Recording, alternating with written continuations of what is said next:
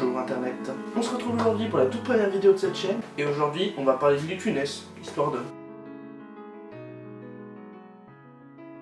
Grand acteur, metteur en scène, comédien, réalisateur et j'en passe. Né à Courbevoie le 31 juillet 1914, mort le 27 janvier 1983 à Nantes. Personnage très important du blablabla, on n'est pas là pour relire Wikipédia, ce que les gens veulent c'est de l'insolite, des anecdotes, du genre que Louis n'aimait pas les tromperies. Et oui, on connaît tous pour ces personnages racistes, égocentriques, hautains, moqueurs, enfin tous les défauts que vous pouvez trouver. Mais ce qu'on ne sait pas, c'est que tout au long de sa carrière, à chaque fois qu'on lui a proposé des rôles de gros bâtards qui trompent sa femme, eh ben il a refusé, quitte à refuser des grands rôles dans des grands films. Alors moi je me demande quand même, est-ce que c'est parce que il trouvait ça dégueulasse ou tout simplement parce que lui il trompait sa femme et qu'il voulait pas que ça se sache? Moi je dis ça. Je dis rien. Quand on pense à Louis de Funès, on pense la plupart du temps au personnage du gendarme, hein, dans les films comme Le gendarme à Saint-Tropez, Le gendarme extraterrestre, Le gendarme et les gendarmettes, tous les trucs qui commencent par gendarme, il est dedans. Mais c'était un gars plutôt chiant, hein. Il avait des exigences un peu spéciales. Par exemple, est-ce que vous saviez que sur le tournage du gendarme et des extraterrestres, le mec a fait chier pour que le vaisseau ait une forme spéciale? Le réalisateur, lui, il voulait un truc un peu badass, tu vois, avec des gros canons et tout. Mais le Louis, pas con, il venait de voir le film Le Rencontre du troisième type de Steven Spielberg, qui venait de sortir, hein, celui-là. Et dedans, eh ben, c'est une soucoupe volante, comme dans la plupart des trucs d'extraterrestres. Et donc, il voulait plus tourner jusqu'à ce qu'on ait acheté une soucoupe volante pour faire le vaisseau. Le mec se fait quand même pas chier, quoi. Mais remarque, c'était pas les seuls trucs chiants qu'il demandait, hein. Par exemple, pour la plupart de ses tournages, il souhaitait que ses yeux bleus soient mis en valeur. Genre qu'on les voit bien, tu vois, que ce soit la couleur qui ressorte sur l'écran.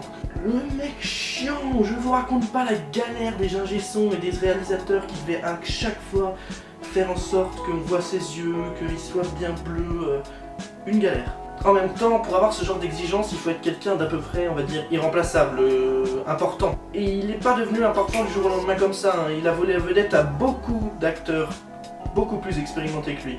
Et sur les tournages, ça a pas toujours plu, hein. Ça a même plusieurs fois mené à des conflits qui... En même temps, je sais pas trop comment je réagirais si un petit mec de 1m64 qui fait des grimaces cheloues et qui est bizarre me volait mon premier rôle. Et en parlant d'être célèbre, figurez-vous que ça a de nombreux avantages. Mais enfin, Jani, c'est complètement con ce que tu viens de dire. Peut-être, mais en attendant, lui, tel un gros thug life, il payait pas ses taxis.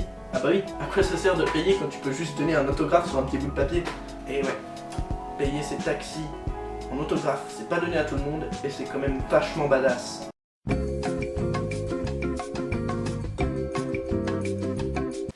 Bon bah voilà, ça fera 35 € s'il vous plaît. Et voilà monsieur. Mais bon, la célébrité c'est pas gratos, et il a quand même commencé quelque part, hein. Décorateur, comptable, étalagiste, fourreur de chaises, hein, bande de gros dégueulasses. Et même musicien d'ambiance dans les bars, le mec a tout fait. Alors que le mec avait rien foutu toute sa scolarité, on lui avait payé les cours Simon, qui sont des cours de théâtre qui coûtent la peau du... Et tout ça pour les arrêter quelques mois après. Le mec s'en bat les steaks, on lui paye des cours super chers, il dit fuck it, j'en ai pas besoin, je me casse. Il en faut des balls pour ça. Et on voit où ça l'a mené.